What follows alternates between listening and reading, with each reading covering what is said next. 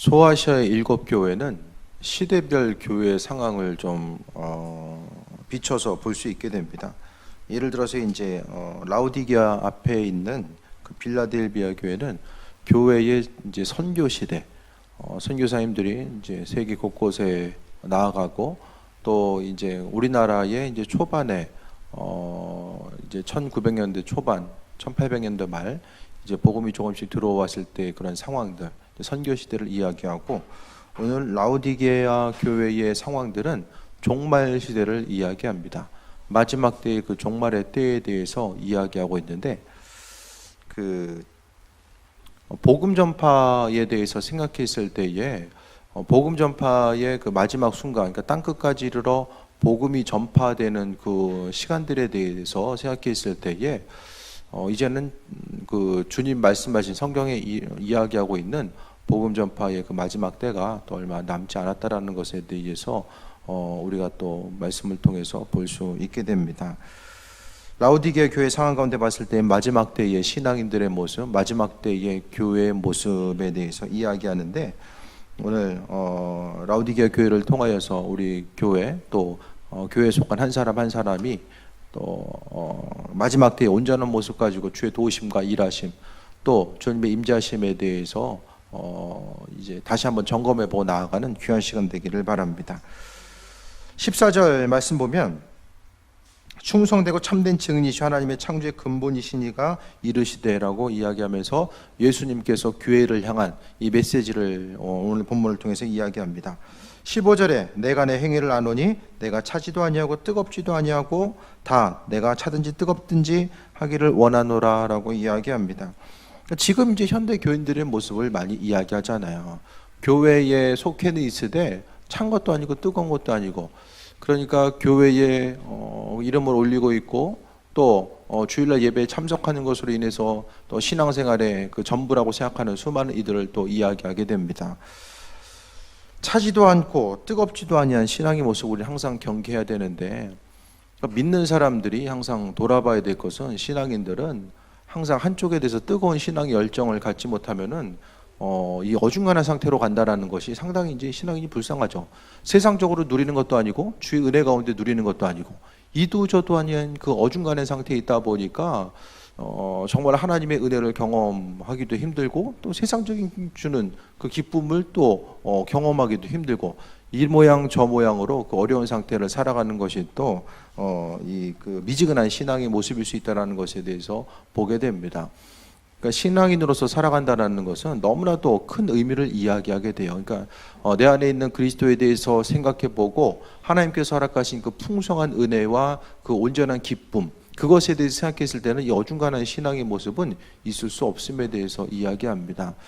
그러니까 결국에는 이 뜨거운 신앙의 행동은 내 삶에 있어서의 가장 중요한 가치가 무엇인지를 발견한 사람들은 이와 같이 뜨거운 삶의 모습이 있을 수 있어요. 그러니까 스스로 노력해가지고 내가 신앙의 열정을 가져야지, 내가 뜨거운 어떤 신앙의 모습을 가지고 나아가야지, 이걸 노력해서 힘쓰고 노력해서 할 수 있는 게 아니라는 것을 우리는 이미 다들 경험해 봤습니다.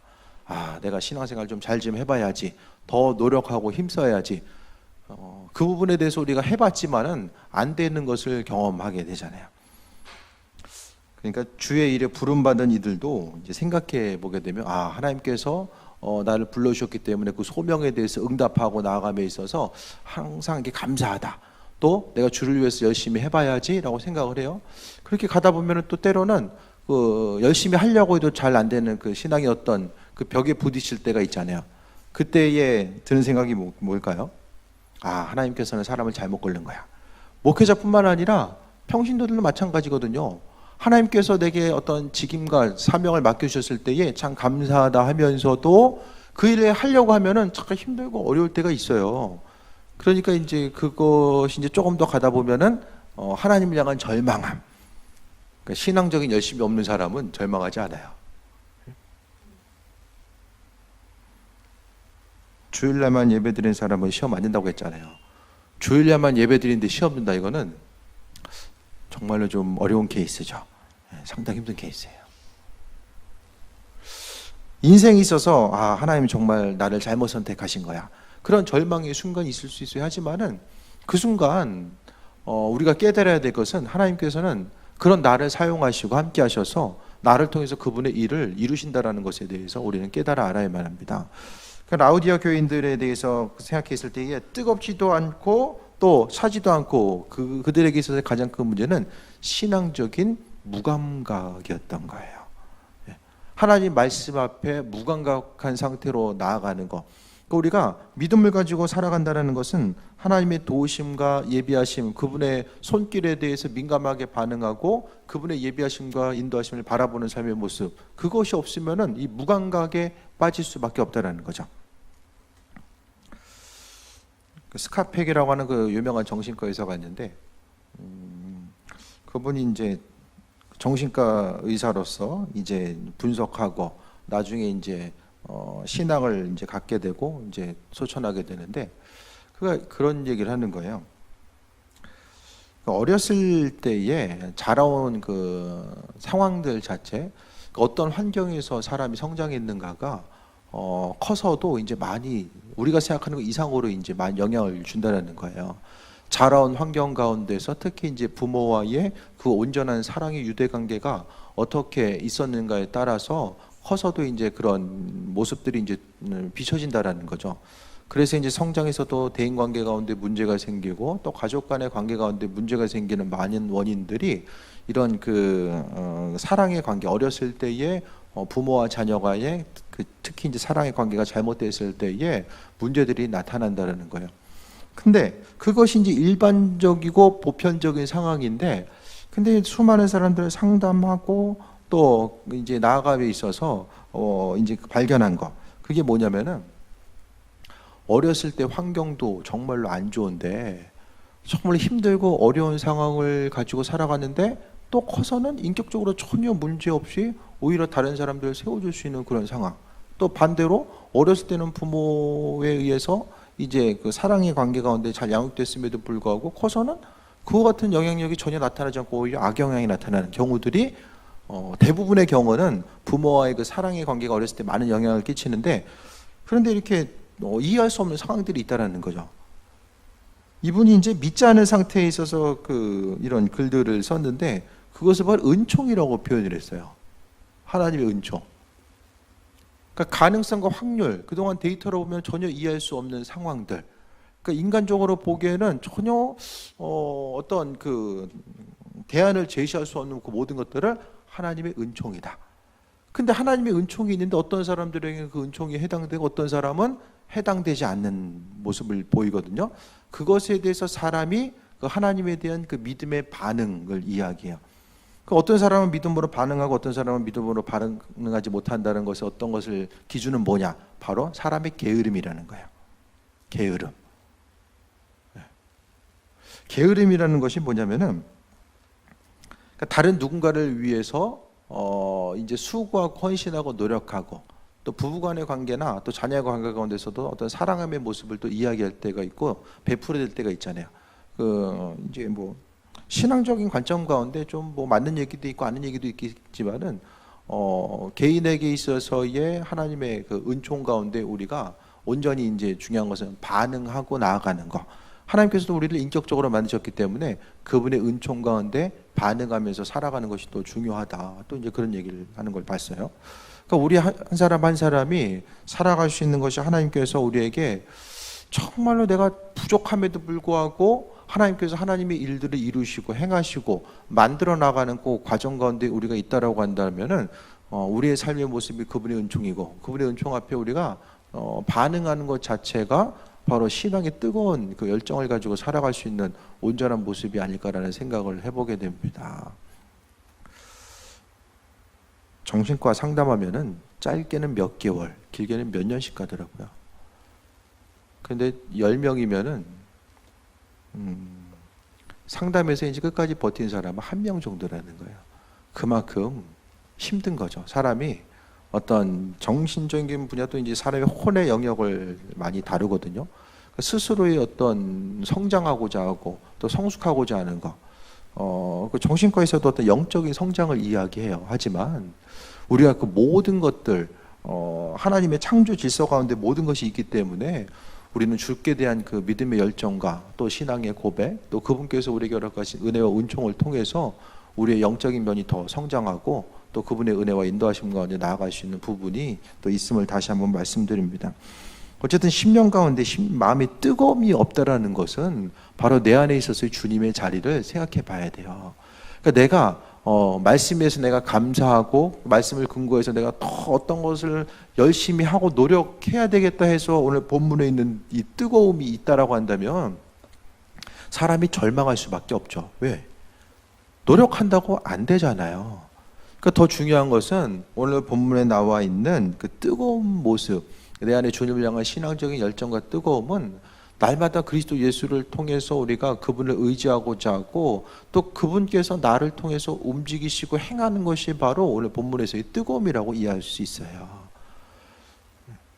신앙의 열정 가지고 싶지 않아서 안 가는 사람이 누가 있어요? 열심히 하려고 해도 하려고 하면 할수록 또 좌절하고 넘어지는 것이 또 사람의 모습일 수가 있는데, 하지만 그 모든 것들에 대해서 그리스도 예수를 통해서 나아가는 것. 16절에 보면 내가 이같이 미지근하여 뜨겁지도 아니하고 차지도 아니하니 내 입에서 너를 토하여 버리리라 라고 이야기합니다. 그러니까 세상 가운데서의 그 온전한 가치, 가장 중요한 가치가 우리는 무엇인지를 알아야 돼요. 시간을 보내고 또 물질을 사용하고 또 여러 가지 면에 있어서 내 인생에 있어서의 그 중심을 두어야만 하는 그 최고의 가치가 무엇인지에 대해서 온전하게 깨달아 알고 나아가야지만이 또 믿음 가지고 나아갈 수 있게 되는데, 이 미지근한 상태의 문제점은 토해버린다라고 말씀하고 있습니다. 그러니까 우리가 그 신앙생활하면서 가장 경계해야 될 점이 이제 주를 위해 헌신하고 수고하는 모든 것들 가운데서 주님께서 마음을 주셨을 때에 움직이고자 하는 것.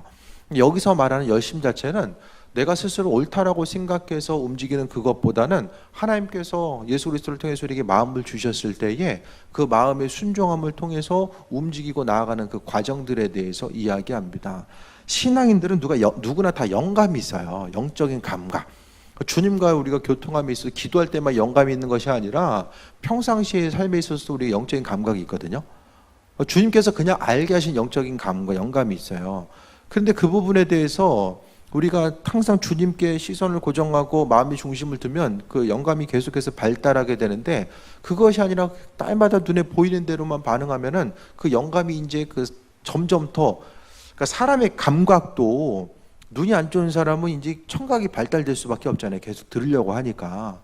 마찬가지로 우리가 항상 주님의 음성에 귀를 기울이고자 한다면은 그런 영적인 감각들이 발달하게 되고, 그로 인해서 주님께서 허락하신 그 음성, 나를 통하신 계획하심, 예비하심, 그 부분이 무엇인지를 알고 움직여 나가는 그 과정들에 대해서 이야기합니다. 평상시의 삶을 통해서 주님의 일하심을 경험하십니까? 아, 주님 이렇게 일하시는구나.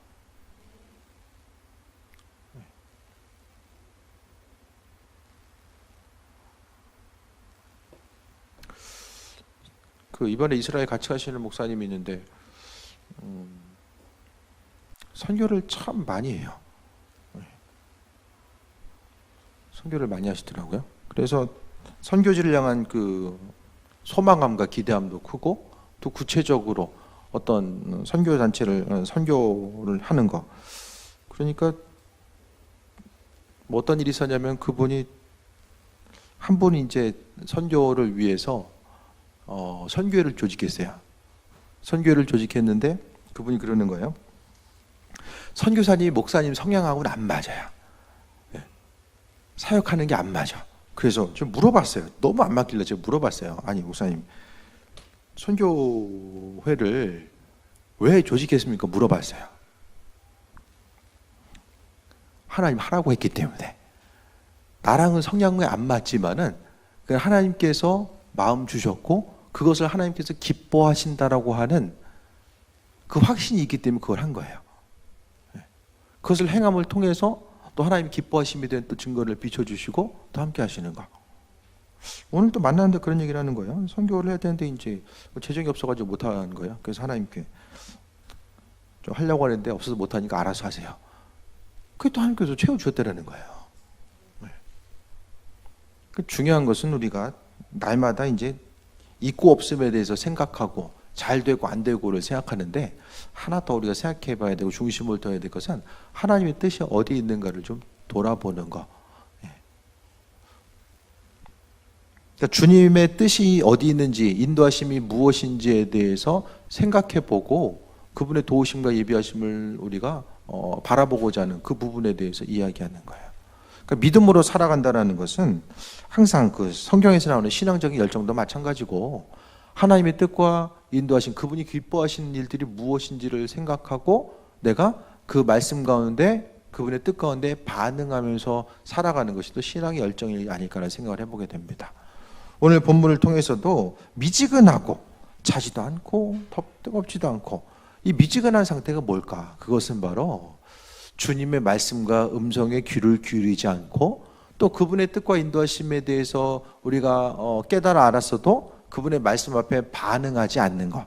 그냥 내가 아니면 누군가가 하겠지, 내 사정과 형편은 이러니까 그냥 하나님께서 알아서 하시겠지, 그 부분, 그것이 아니라 주님의 말씀 앞에 내가 철저하게 믿음으로 반응하고 순종하고 그 움직여 나가는 이 과정들에 대해서 이야기합니다.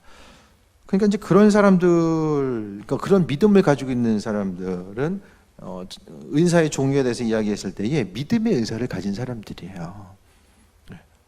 눈에 보이는 환경은 안 되는데 간구하는 거죠.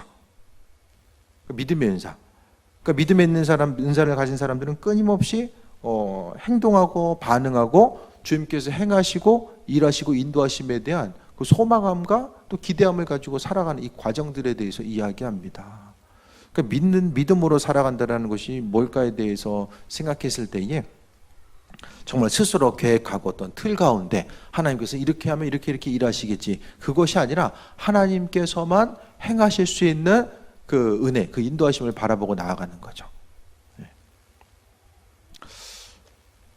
교회가 지금은 이제 같이 가신 목사님 교회가 이제 지하에 있고 지하고 1층을 쓰는데,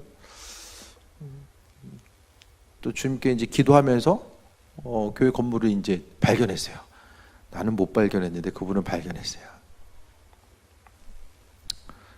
밥을 같이 먹고 나서 앞에 가서 기둥을 잡고 좀 위에서 축복기도 해달라는 거예요. 우리 교회 찾아가지고 거기서 기도해야 되는데 지금 가가지고. 교회 재산은 한 다음에 한 1억 되는 것 같아요. 근데 건물이 10억짜리예요. 위치 앞에 공원도 있고 참 좋더라고요. 그래서 기둥 잡고 기도하고 왔어요. 그 웃음의 의미는 뭐예요, 지금? 믿음의 은사를 가진 사람들은 믿음이 있으니까, 믿음의 은사를 가진 사람뿐만 아니라 우리 다 모두 마찬가지거든요. 어떤 그 확률과 가능성, 그것을 보기에는 힘든 거죠. 하지만은 하나님의 주권적인 손길, 분명한 목적이 있고 그분의 도우심과 인도하심에 대한 소망과 기대함이 있으면은 그것을 통해서 움직이고 나아가는 거죠. 이 시대를 살아감에 있어서 환난의 때, 어려움의 때를 이기고 나아가는 것은 그냥 그렇게 내가 이렇게 생각하고 계획하는 것이 있으니까 하나님 도와주셔서 내가 이렇게 되길 원합니다, 그것만 생각하기보다 하나님의 도우심과 인도하심을 바라보고 또 새해 먹고 나아가는 거예요. 그래서 그분이 자주 고백을 해요. 내가 부족했는데 하나님께서 이렇게 채워주셨다. 그 부분을 계속 고백을 하는 거예요.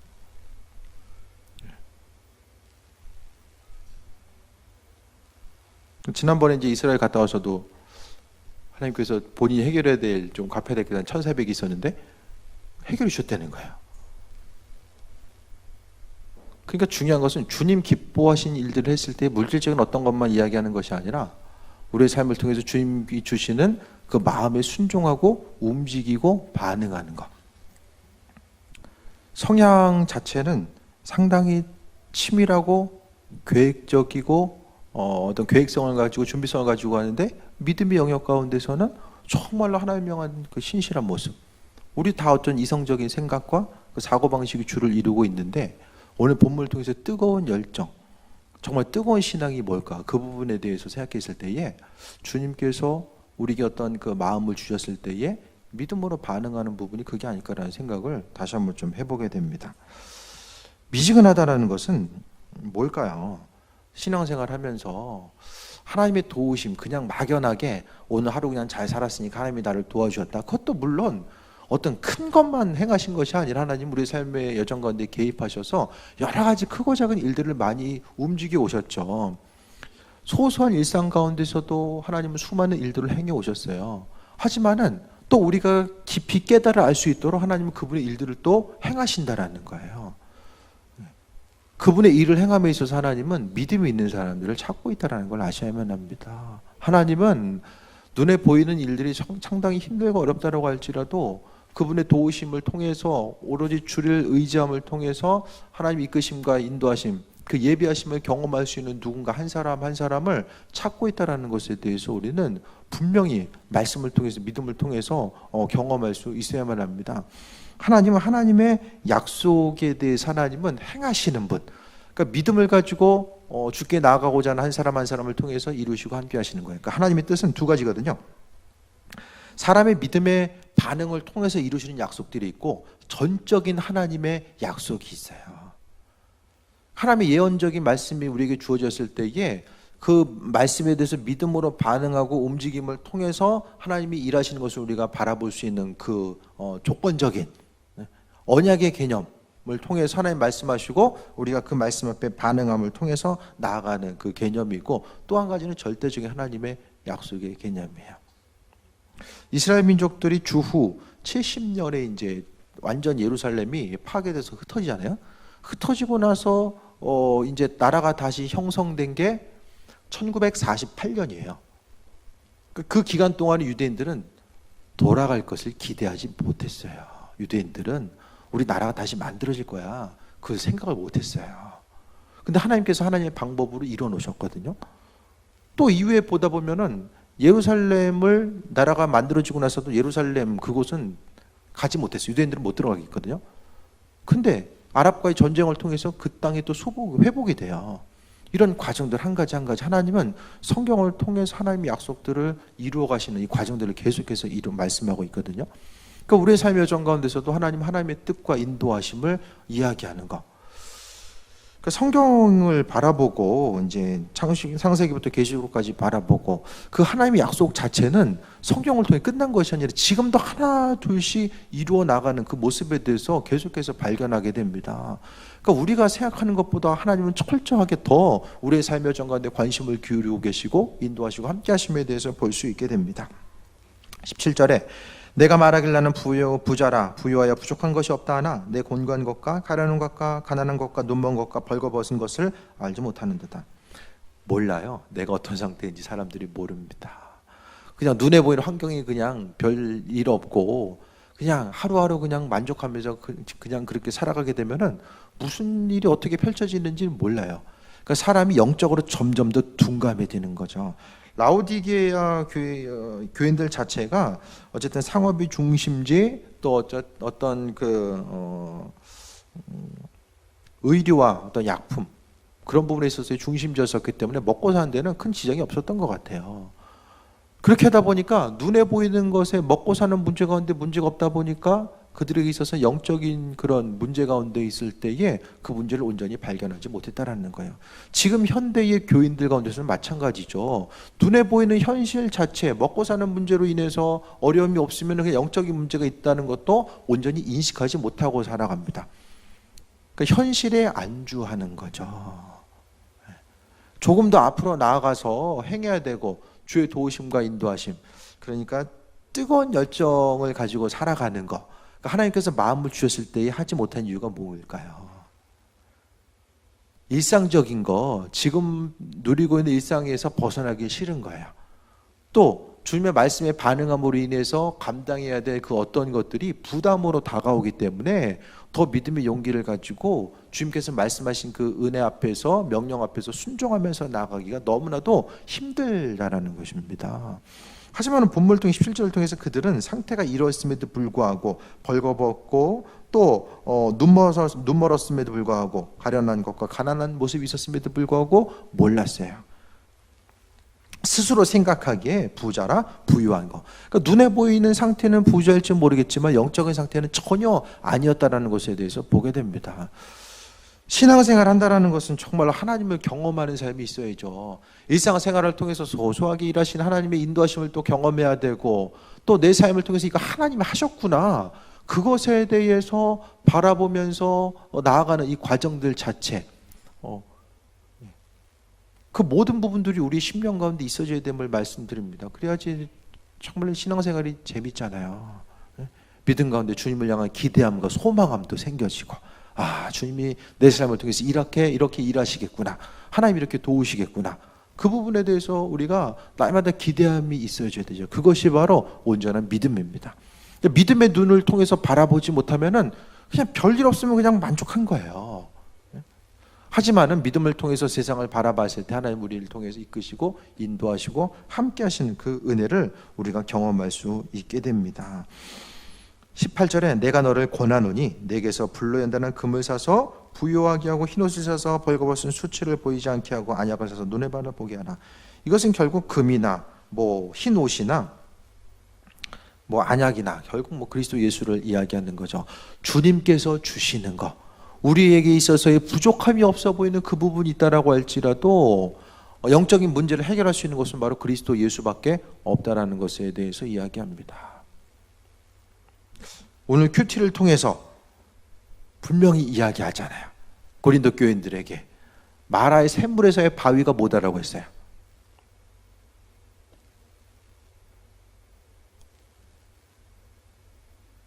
마라의 샘물에서의 바위가 큐티하셨구나.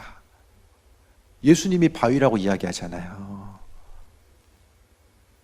홍해를 지나간 것이 바로 그들이 세례의 표징이다.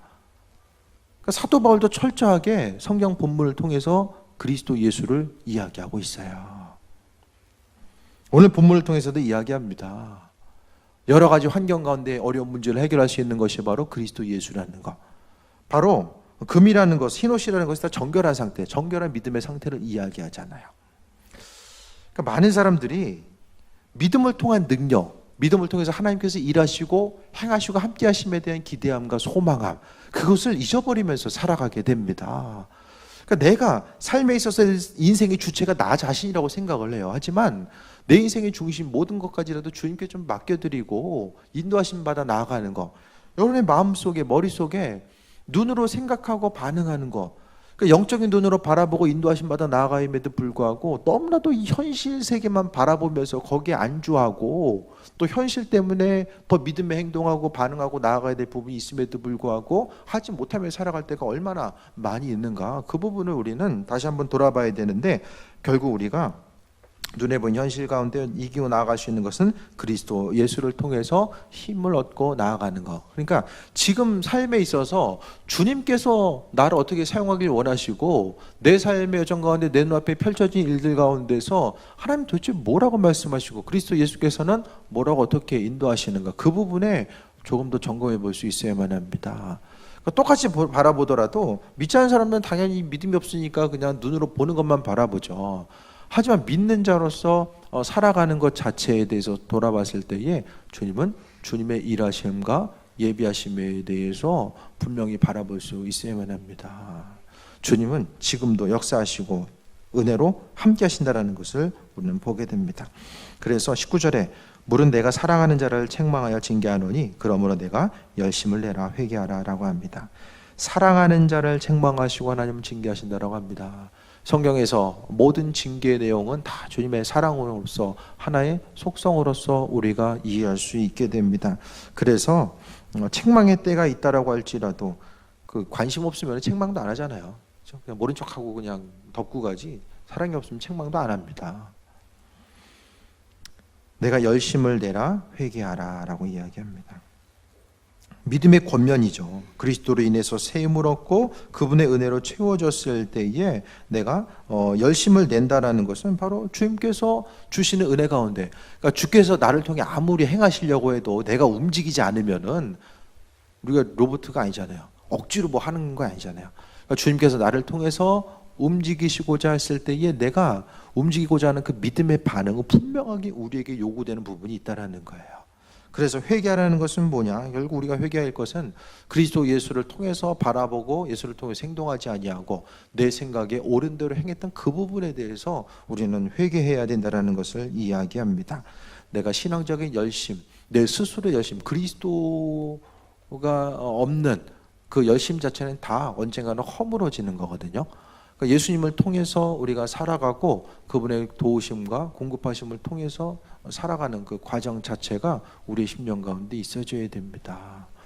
그러니까 믿음을 가지고 세상을 살아가는 거, 또 믿음을 통해서 바라보는 거, 그러니까 그 행동하고 결단하고 움직이는 것 자체가 너무나도 또 고난일 수도 있죠. 하지만 우리는 의식적으로 의지를 통해서도 때로는 주님께서 행하실 것에 대한 기대하고 소망감을 가지고 또 기다려야 될 때가 있고, 그것을 통해서 또 주님을 경험할 수 있는 때가 있다는 것을 말씀드립니다. 20절에 볼지어다 내가 문 밖에 서서 두드리노니 누구든지 내 음성을 듣고 문을 열면 내가 그에게로 들어가 그와 더불어 먹고 그는 나와 더불어 먹으리라. 이게 전도지에 많이 문구가 있는데 이건 믿지 않는 사람들을 향한 얘기보다는 믿는 사람들을 향한 얘기예요. 그래서 믿는 사람들 한 사람 한 사람에게 주께서는 문 밖에서 계속 두드리고 계신다라는 거. 내가 그리스도를 주로 고백한 그 순간 주께서는 끊임없이 내 마음의 문을 두드리고 계시고 내가 그분을 주인으로서 받아들이고 영접하고 그분을 통해서 살고자 하는 삶의 여정 가운데서 그분은 나와 함께 더불어 먹는다라는 거. 우리는 별로 안 친한 사이도 그냥 먹잖아요. 근데 이 당시 유대인들은 먹는다라는 것은 정말 친밀함의 표시였어요. 그래서 함께 온전한 이 교제의 모습을 더불어 먹는다라는 표현을 통해서 이야기하고 있습니다. 우리는 날마다 영적인 감각을 가지고 있어줘야 돼요. 이 영적인 감각이 없으면은 날마다 육의 생각으로서 사로잡히면서 살아갈 수밖에 없습니다. 문제가 있어도 이게 눈에 보이는 게 뭐가 잘못돼가지고 이런 문제가 생기지? 끊임없이 우리 영적인 사람으로서 눈에 보이는 것과 보이지 않는 세계 두 가지를 다 점검하면서 가야 되는데 날마다 보이는 것만 바라보면서 살아가다 보면은 본질적인 문제 앞에 접근할 수가 없게 됨에 대해서 이야기하고 있습니다.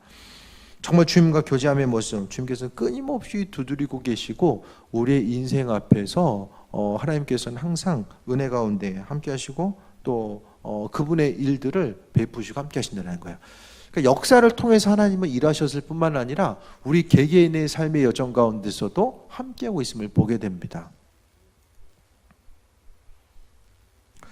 이스라엘이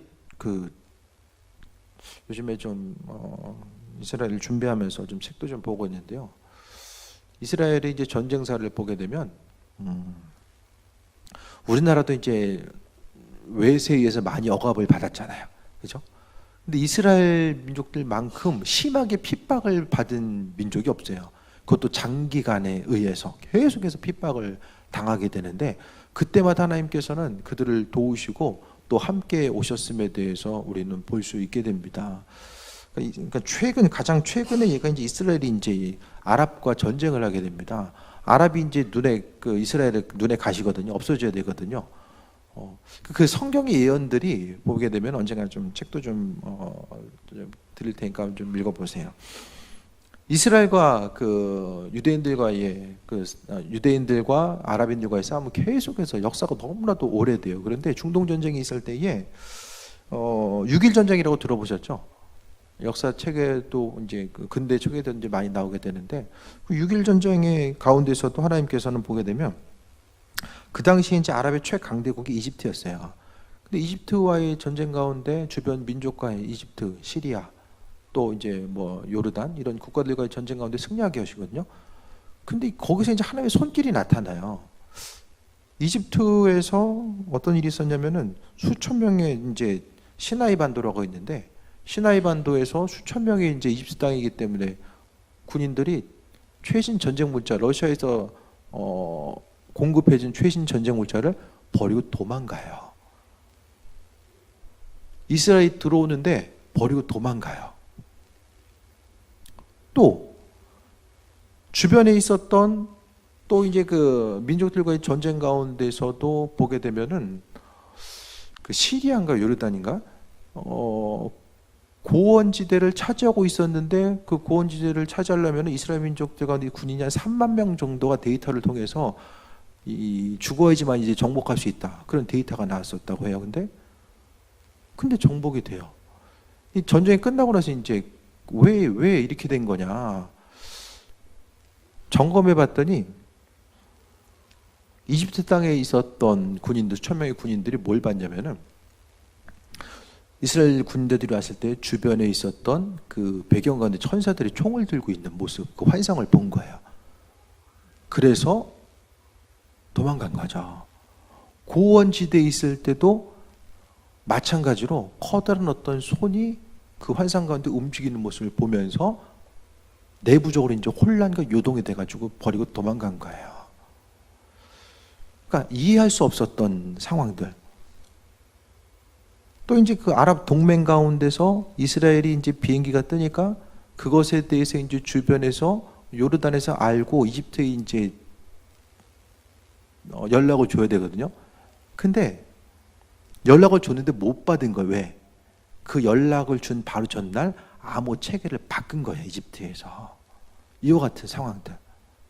그러니까 이스라엘의 그 모습 가운데 보게 되면 구약에서도 봤을 때 하나님께서 하나님의 방법대로 이스라엘을 지키시고 함께 하신 모습을 계속해서 보게 되잖아요. 그것이 이스라엘 민족들 가운데 개입하신 하나님의 은혜는 그 민족적으로만 개입하시는 것이 아니라 우리의 삶의 여정 가운데서 하나님은 세밀하게 계속해서 개입해 오셨다는 것을 우리는 알아야만 합니다.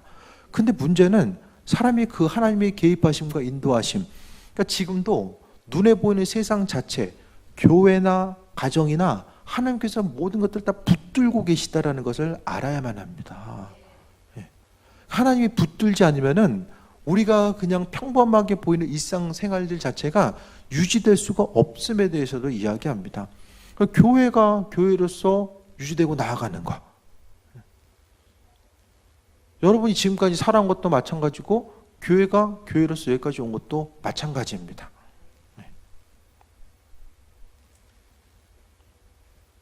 올해가 안수받은 지 이제 10년 되거든요. 교회가 20년을 가고 이렇게 이제 넘어갈 수 있는 것은 좀 있으면 이제 내년인가 20년 이제 다 되잖아요.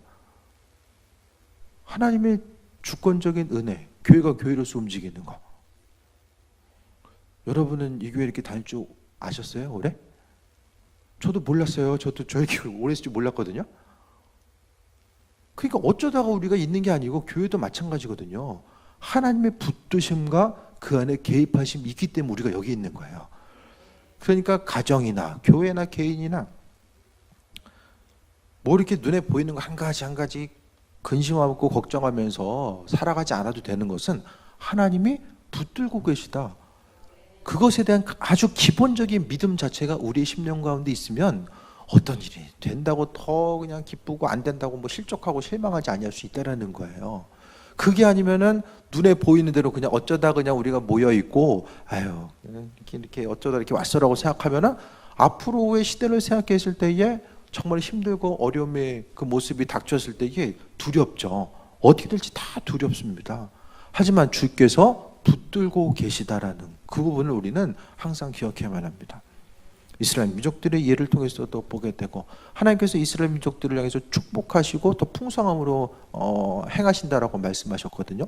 그 부분 자체가 이스라엘 민족들이 처음에 건국했을 때 60만에서 70만밖에 안 됐어요. 지금은 600만이 넘어가거든요. 하나님은 지금도 이루신다라는 거. 우리의 삶을 통해서도 하나님께서는 이루시고 함께 하신다라는 그 부분.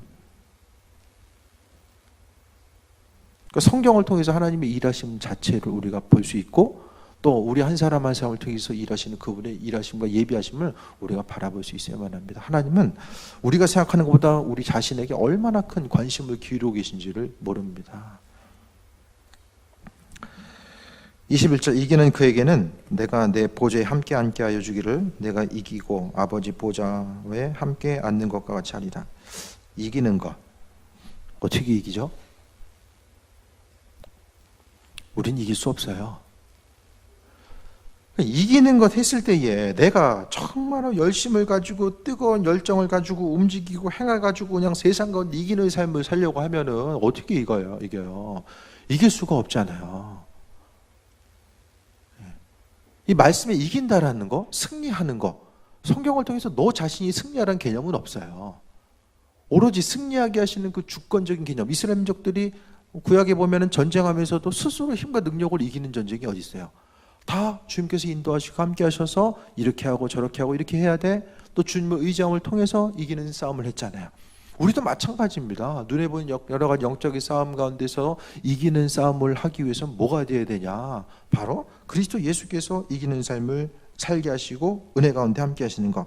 이기는 그에게는 내가 내 보좌에 함께 앉게 하여 주기를 이야기하는 것은 뭐예요? 주님께서 이기게 하시고 주께서 승리하시니까 나로 하여금 주님의 우편에 앉도록 인도하시는 거죠. 결국 나를 통해서 이기는 싸움을 행하시는 것이 바로 그리스도 예수라는 거. 그러니까 내가 마음이 중심, 우리가 해야 될 것은 오로지 믿음이죠. 주께서 행하신다라고 하는 믿음. 그것만 이야기합니다. 20절에 귀 있는 자는 성령이 교회들에게 하시는 말씀을 들을지어다라고 합니다.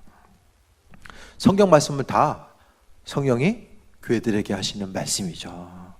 우리 한 사람 한 사람 성령께서 지금도 일하고 계시고 그리스도의 인도하심과 예비하신 그 모든 것들을 성령께서 우리에게 비춰주시고 함께 하시는 것, 성령이 교회들에게 하시는 말씀을 들을지어다라고 이야기하고 있습니다.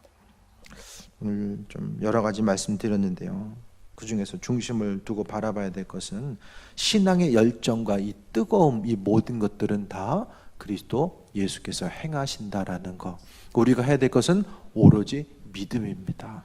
미지근한 믿음. 이 정도는 주님께서 조금 해줄 수 있지 않을까? 내가 지금 80% 했는데 20%는 주님 해줄 수 있지 않을까? 내가 20% 갖고 있다라고 할지라도 80%를 주님께 맡길 수 있는 그 온전한 믿음 자체가 우리에게 있는가? 결국 성경의 모든 이 열정적인 것들, 또 움직이고 행하는 거, 내가 행하려고 하면은 뜨거움을 가지고 더 뜨겁게, 더 온전하게 행해야지. 그래서 우리는 할 수 없다라는 거예요.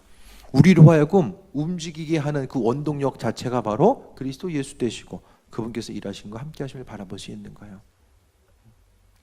기도할 때도 주님께서 주인 되셔서 일하시고 함께 하시길 원합니다. 그것도 있겠지만 각자 좀 기도 제목을 적어놓고 기도하는 것도 중요할 것 같아요. 적어놓고 주께서 이 기도 제목 이렇게 이루시는구나. 그것이 인간적인 욕심에 의한 것이 아니라 정말로 주님 기뻐하실 만한 기도 제목을 통해서 날마다 간구하고 기대함과 소망을 가지고 살아가는 것, 적어놓으면 눈에 들어오고 보다 보면 더 믿음이 생겨집니다. 오늘 말씀을 통해서 라우디게아 교회가 지금 현대에 있어서의 많은 그 말세 종말의 때에 교회의 또 하나의 표상임에 대해서 다시 한번 기억하시고 뜨거운 신앙의 열정을 가지고 살아간다는 것이 무엇일까? 바로 주님 의지하고 그분의 이끄심과 인도하심, 그분이 우리에게 허락하신 것들 가운데서 믿음으로 반응하는 것이 바로 신앙의 중심이 되어야 된다는 것에 대해서 돌아보며 눈에 보이는 것 때문에 절망하거나 그것 때문에 너무 심각하게 반응하지 마시고 내 안에 계신 그리스도께서 내가 속해 있는 거, 나 자신뿐만 아니라 모든 것을 붙잡고 계신다라는 그 사실에 근거해서 우리가 또 날마다 승리하고 새 먹고 나아가는 귀한 삶이 되시길 축원드립니다.